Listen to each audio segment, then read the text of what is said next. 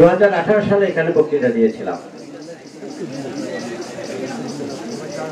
এই 2018 সাল পর থেকে আর কোথাও কোনো মঞ্চে দাঁড়িয়ে বক্তৃতা দেওয়ার সুযোগ হয়নি এবং রাজনৈতিক বক্তৃতা দেওয়ার ইচ্ছেও নেই। গত 17 বছর আমরা প্রেসিডেন্ট দখলে ছিলাম।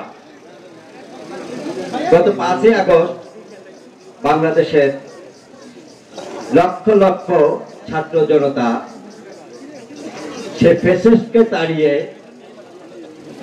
সুন্দর একটি বাংলাদেশের স্বপ্ন দেখেছিল। নির্বাচিত প্রতিনিধি হিসাবে দেশের শোষণ করেছে, এখন অনির্বাচিত ব্যক্তিরা এই দেশটাকে শোষণ করছে। এই পবিত্র দিনে মহান আল্লাহর কাছে একটাই কামনা, আল্লাহ বাংলাদেশে তুমি সুশাসন কায়েম করো। বাংলাদেশে আমরা সুশাসন চাই, আমরা বৈষম্যহীন একটা বাংলাদেশ চাই।